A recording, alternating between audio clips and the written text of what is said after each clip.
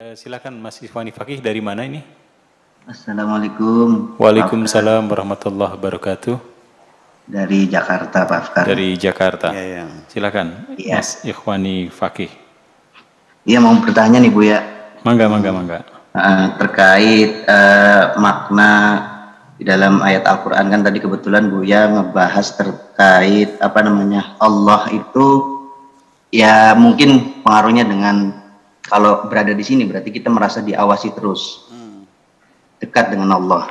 Tapi kalau Allah itu jauh, misalkan di sana, kita merasanya seolah-olah jauh dengan Allah. Cuman ada beberapa pertanyaan, sering saya diskusi dengan teman atau apa itu, ya ada beberapa ayat yang mengatakan summastawa 'alal 'arsy. Kemudian ada Ar-Rahman 'alal 'arsy istawa. Itu kan katanya bukti bahwa Allah itu ada di 'arsy. Ya Buya sering berkali-kali menyampaikan bahwa bukan jarak Allah itu dekat atau tidak, tapi rasa. Nah, itu argumen untuk makna dari tsummastawa 'alal 'arsy ar-rahmanu 'alal 'arsy istawa. Itu pertanyaan yang pertama. Yang kedua, asbabun nuzulnya bahwa innad din 'indallahil Islam. Itu kan banyak orang-orang yang mengatakan bahwa inilah agama Islam yang benar, itu menggunakan dalil itu. Nah, itu argumentasinya seperti apa Bu ya untuk ayat innad dina 'indallahil Islam? Kalau yang saya pahami dari kajian yang sering saya ikuti mendengarkan ceramah Buya itu, Islam di sini kan artinya sesungguhnya agama yang diridhoi Allah adalah agama yang berserah diri. Iya. Nah, maksudnya kan itu. Nah, itu bagaimana Bu ya? Terima kasih, itu pertanyaannya. Baik. Ya, terima kasih Mas Ikhwan Fakih dari Jakarta. Ya, yang pertama ini tentang Allah bertempat jauh, ya di arsy, kemudian ternyata berkontroversi dengan apa yang disampaikan Buya bahwa bukan jarak. Sebenarnya Allah dan kita adalah urusan rasa. Oke, sekarang mau terjemahkan dulu. Bismillahirrahmanirrahim. Tsummastawa ilas samai. Kemudian Tuhan merampungkan langit. Kemudian Tuhan merampungkan langit, wahiyad dukhanun, yang pada waktu itu langitnya masih berupa kabut, helium, kabut kosmis, bukan kabut matahari kabut dapur ya, bukan embun, ya. Wa qala laha walil ardi tiya tau'an au karha. Lalu Tuhan berkata kepada langit dan bumi, datanglah engkau menghadap kepadaku tau'an secara sukarela, au karha atau secara terpaksa. Qalata, langit dan bumi mengatakan, ataina ta'in, kami datang dengan sukarela. Adapun di ayat-ayat dana fatadalla, ya surat Al-Mi'raj itu, Al-Mi'raj itu Siti Aisyah menjelaskan, itu bukan Allah yang datang lalu uncang-uncang gitu tuh. Masa Allah uncang-uncang? Itu adalah malaikat Jibril, bukan Allah. Nah, itu. Jadi kita nafikan dalam pikiran kita, jangan sampai Tuhan bertempat di suatu tempat. Kalau ada di langit berarti nggak ada di bumi dong.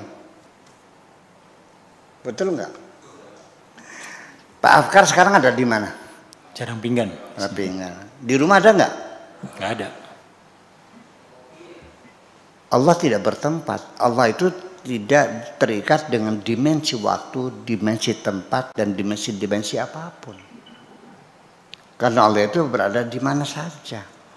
Jadi ayat-ayat yang sifatnya menjelaskan adanya Tuhan bertempat itu ya saya kira perlu untuk ditinjau ulang tafsirannya. Ya, jangan sampai kita akhirnya kalau Tuhan bertempat kan kita berarti bisa nyolong laku ya. Allah nggak tahu kok. Wallahu alimun bidzatis sudur. Allah itu maha mengetahui apa yang ada di dalam dada kita. Indonesia saja 270 juta orang. Dadanya Allah tahu semua. Dan manusia sekarang ada 8 miliar. Isi dadanya Allah tahu semua. Jadi Allah di mana adanya? Nah, makanya sesungguhnya ya itulah persoalannya. ketuhanan itu dalam agama Islam itu apakah kita jadi apa namanya menjadi satu hal kesulitan ya sekali untuk menerangkan. Dan pada akhirnya percayalah, tidak ada kalimat, ungkapan, bahasa yang bisa menjelaskan Tuhan. Karena semuanya huruf-huruf itu terbatas. Hurufnya sendiri terbatas, tidak bisa menerangkan dirinya sendiri. Bagaimana bisa menerangkan Tuhan? Tadi saya sudah tulis B-L-O-O-D, double O, kan dibacanya O, dibacanya apa? Blood. Begitu B-O-O-K, dibacanya book. S-O-O-N, so. Ini huruf apa ini? Kok ini baca blood? Ini book, ini sun. Dia tidak bisa menerangkan huruf O itu bunyinya apa. Bagaimana bisa menerangkan Tuhan? Ya kan seperti itu jadi akhirnya. Jadi artinya begini. Udah sekarang gini aja deh. Di ruangan ini radionya Haji Mustafa Sis FM ada nggak di ruang sini? Bisa tangkap nggak? Tolong ambil radionya dibuka. Ada kok. BBC London ada nggak? El Sinta ada nggak? Ini ruangan ini ada dengan gelombang-gelombang semacam itu. Gelombang saja tidak bisa dibatasi kok. Dia bisa tembus pandang semuanya itu. Lalu apakah Allah gelombang? Ya bukan juga. Jadi pada akhirnya begini aja lah. Jadi orang yang sudah kenal Tuhan, yang sudah ketemu Tuhan, ketika ditanya, seperti apa Tuhanmu? Kalau dia masih seperti anu, pasti itu iblis. Kalau Tuhan sebenarnya, dia akan mengatakan bahwa Tuhanku tidak seperti apa-apa. Selesai gitu aja. Terima kasih. Ada satu lagi Bu ya, tentang asbabul wurud dari inna dina indallahil Islam. Oke. Inna dina indallahil Islam. Wa man yabtaghi ghairal islami dinan falan yuqbala min. Laqad atmamtu 'alaikum ni'mati wa raditu lakumul islama dinan. Banyak banget. Wa raditu lakumul islama dinan. Ketika Allah mengatakan inna dina indallahil Islam, bahwa agama yang sesungguhnya yang diterima di sisi Allah adalah Islam. Apakah ini menunjukkan dinul Islam? Wa raditu lakumul Islam dinan. Aku rela Islam sebagai agamamu. Apakah Islam sebagai nama atau Islam sebagai satu sikap? Di sini Kang Bad sudah Kang Badnya terima kasih banyak ini. Ini dari kitab apa nih? Fibayan. Kang Bad, mana orangnya? Kitab apa ini? Oh, Husnul Hamidiyah. Oh ya, itu tahun 67 pernah saya terjemahkan. Sudah pernah saya terjemahkan ke dalam bahasa Indonesia dulu itu. Tahun 60 ya setelah Gestapo lah 67-an gitu. Udah Husnul Hamidiyah. Saya menjelaskan wal Islamu wal khudu wal inqiyad, tunduk dan pasrah, batinan wa zahiran, lahir dan batin, lima ja'a bihi rasul alaihi salatu wassalam, terhadap apa yang dibawa oleh Kanjeng Nabi. Oke. Wa ulima maji'uhu atau Abu alima maji'uhu bihi bid-darurah, dan diketahui kedatangnya itu secara aksioma bid-darurah. Ai alima maji'ahu bihi yakinan, tahu kedatangannya secara yakin. fakullun minal imani wal islami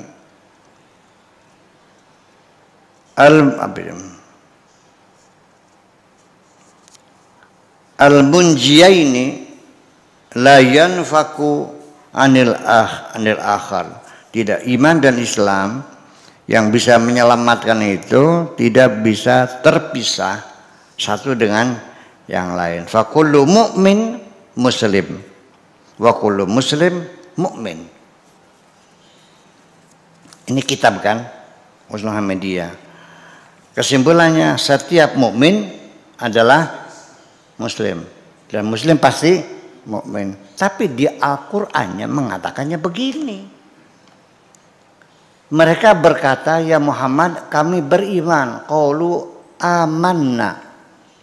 Dibantah oleh Allah. Tolong sampaikan, jangan mengatakan kami beriman. Bal qulu aslamna. Katakan kami telah berislam. Mereka sudah sadar, sudah sholat, sudah ini.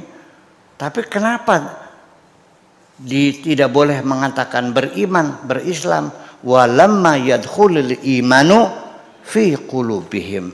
Berarti sahabat-sahabat Nabi itu dia baru menjadi muslim, belum menjadi mukmin. Berarti tidak setiap muslim adalah mukmin. Ini bantahan, ini kitab Muhammadiyah. Dan ini Al-Quran. Sedang ngintil nih ulama, tangan dia nih Gusti Allah.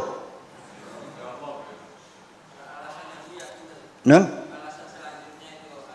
Oke. Iya, Muhammadiyah. Ini orang Lebanon Muhammadiyah yang ngarang ini.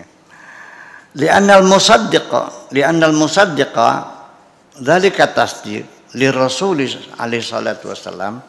Karena orang yang percaya membenarkan kanjeng Nabi itu labudda an yakuna khadi'an lima ja'a bihi alaihi salam.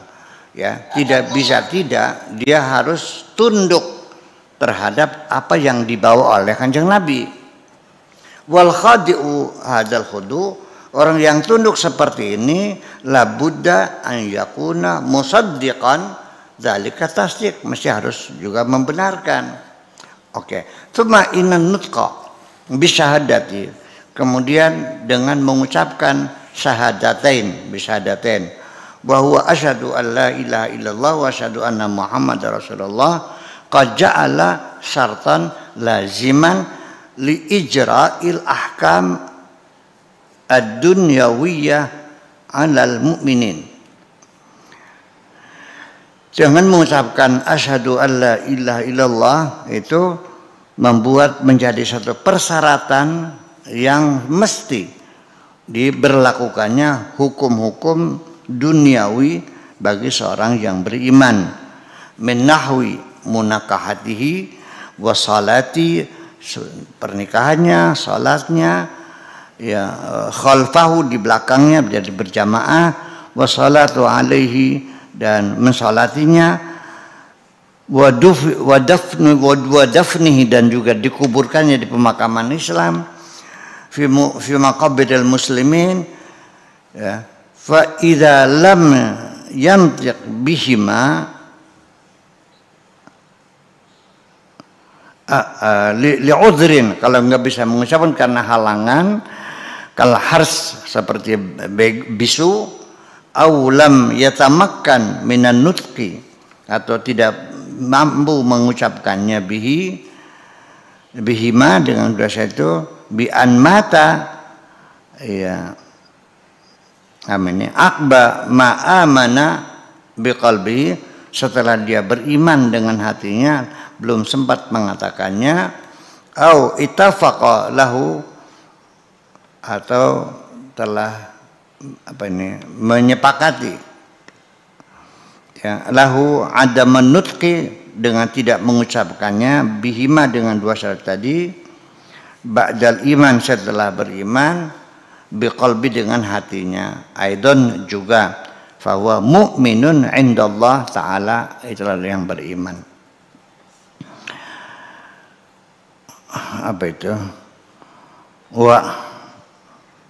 Amin. Wa abaha fil akhir, terusnya bagus ya. Lakinna min kulli likul lakinna man imtana an nutqi bihima, tapi orang yang tidak sempat mengucapkannya dua syahadat tadi, inadan karena membangkang, nggak usah dah, cukup dia saja, membangkang tidak mau, badaan uridu alaihi, setelah ditawarkan tetap dia nggak mau, sudah saya beriman nggak usah ngucap lagi, dzalika fahuwa kafirun wal iyadu billahi ta'ala, naudzubillah min dzalik. Wal ibrata bitasdiqil qalbi, dan tidak dapat dinilai pembenaran hatinya tadi, alladzi yahsulu minhu, yang telah diucapkan, lianna hadzal imtina qad ja'alahu asy-syara' munafiyan lil iman, dengan tidak mengucapkannya berarti bertentangan dengan rasa keimanan. Wa hukima bi kufri sahibihi, berarti masih kafir. Usulul Hamidiyah ini pernah saya terjemahkan tahun 2007, alhamdulillah, dan ini benar-benar kitab menerangkan sifat 20 ujung-ujungnya mah secara filosofis. Jadi pada akhirnya ini sudah saya baca, ini sama sekali tidak memberikan pemahaman secara substantif. Islam itu apa? Mempercayai apa saja khudu, dan khudu kepada apa yang datang kepada Kanjeng Nabi. Apa yang dikatakan Nabi kita percayai, apa di wa ma atakumur rasul fakhudu wa ma nahakum anhu fantahu. Oke. Itu tadi Islam sebenarnya nanti. Kemudian i'lam di iman ya. Annal imana alladzi kallafallahu bihi ibadahu, iman yang diwajibkan oleh Allah kepada hambanya, wa ja'ala wa ja'ala jazaahu dukhulal jannati, yang lalu dibuat pahalanya adalah masuk surga, wa najat minan nar, dan selamat dari neraka. Ya, ini untuk mendefinisikan iman, nanti pahalanya masuk surga dan tercegah dari masuk neraka. Ya kalau sudah mendefinisikan iman dengan neraka surga ya tidak menjelaskan, karena surga neraka ini kan tidak jelas bagi ada yang pernah lihat surga. Ya, dan surga sendiri ini kan, oke, nanti kita tangan dulu teruskan. Bahwa tasdiqu sayyidina Muhammadin Rasulullah sallallahu alaihi wasallam adalah membenarkan Kanjeng Nabi, bersama Kanjeng Nabi sebagai Rasulullah, fima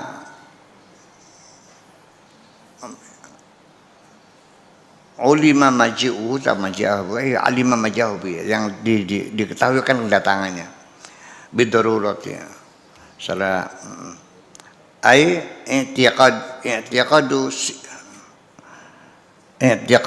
sidqihi alaihi salatu wasalam, meyakini akan kebenaran Kanjeng Nabi, i'tiqadan jaziman, dengan i'tiqad yang pasti, fima ja'a bihi, tentang apa yang dibawanya itu, anilah dari Allah Ta'ala subhanahu wa ta'ala, wa alima maji'ahu bihi yaqinan ma'al id'an, dan juga mengetahui kedatangannya dengan yakin dan kepasrahan, ketundukan hati, idzanul qalb.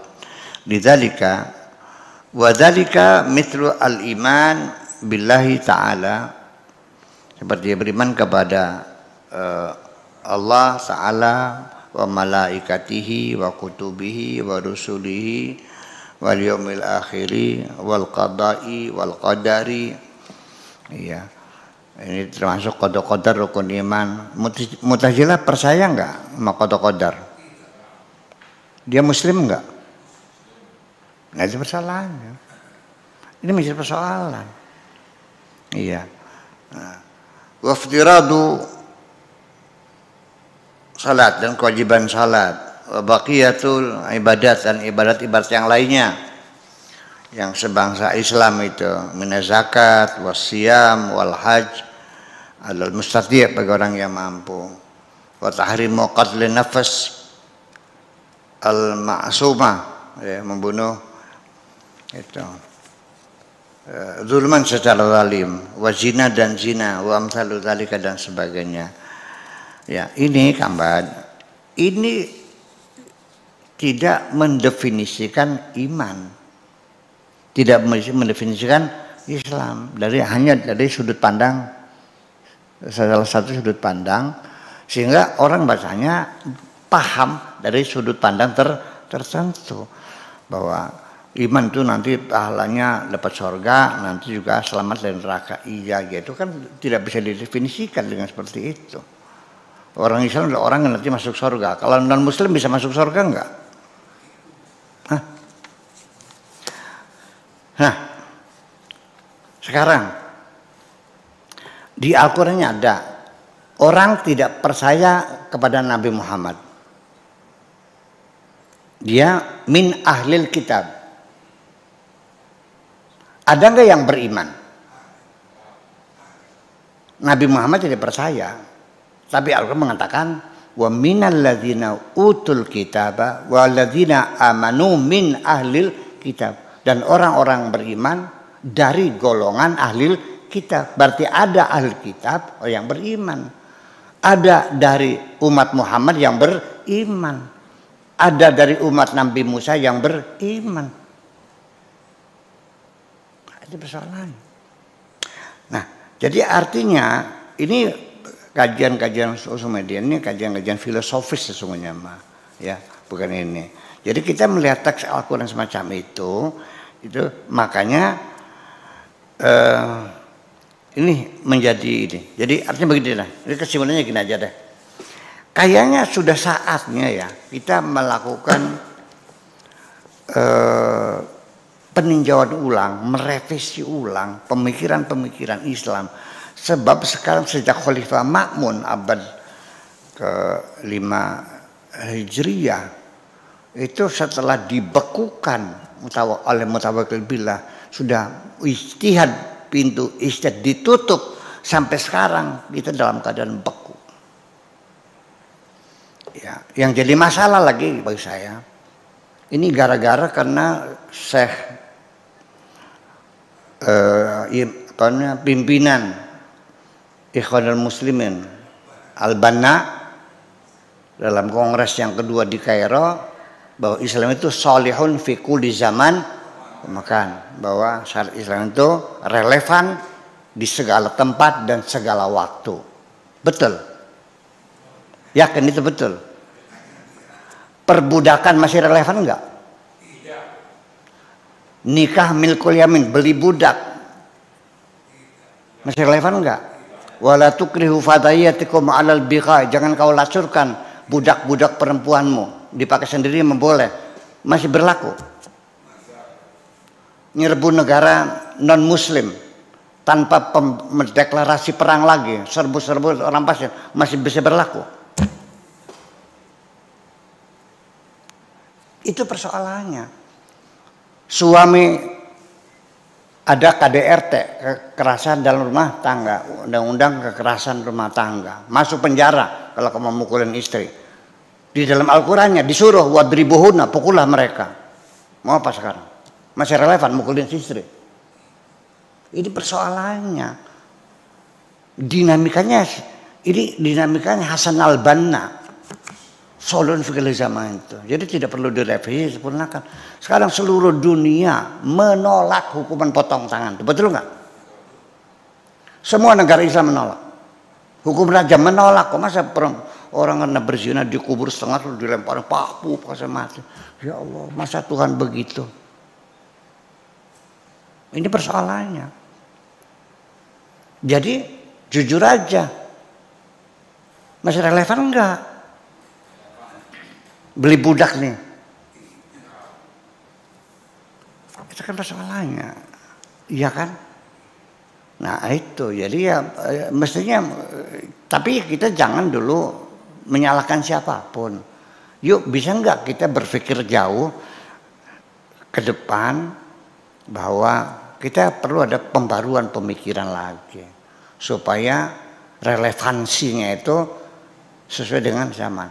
Sekarang, Kang Bad, kapan seorang lelaki boleh melihat wajah perempuan?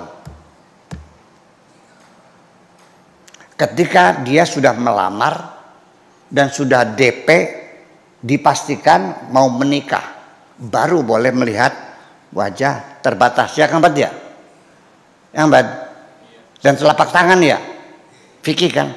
Berarti tidak, dalam hukum Islam tidak boleh kita dilarang melihat wajah perempuan. Sekarang perempuan sudah keluar rumah belum? Atau masih di pinggir? Bekerja nggak perempuan? Di kantor bekerja nggak? Di pabrik? Di sawah? Jadi pejabat? Jadi guru? Jadi dokter? Jadi menteri? Masih sesuai? Perempuan tidak boleh keluar di rumah. Ini persoalan. Jujur aja kita bilang. Dan saya tidak akan memberikan komentar. Saya dipertanya kok. Saya hanya bertanya loh. Masih relevan nggak? Larangan perempuan tidak boleh keluar rumah, tidak boleh bertemu dengan lelaki. Ini kan persoalan. Perempuannya terhina nggak? Dilarang keluar rumah nih. Dan tidak boleh dilihat wajah perempuan itu. Kalau sudah bebas bergaul, bertemu, bekerja di kantor, di sekolah, di puskesmas segala macam. Ini mana Islamnya, mana realitanya berbeda kok. Kenapa kamu tidak bermasalah sih kok, tenang-tenang aja. Malah akhirnya malah bertengkar satu dengan yang lain. Selesaikan aja. Ya kan? Nah ini kan yang persoalannya. Nah lalu di mana kekhuduan kita kepada, ya ini larangan perempuan keluar rumah tidak boleh dipandang oleh laki-laki itu, apa itu ajaran Nabi atau tradisi Arab? Nah itu persoalannya Kang Bad. Jadi apapun definisi itu hanya sekedar bukan mendefinisikan, bukan had namanya, bukan ta'rif, tapi sebagai qaulus syarih, ya, yang namanya dengan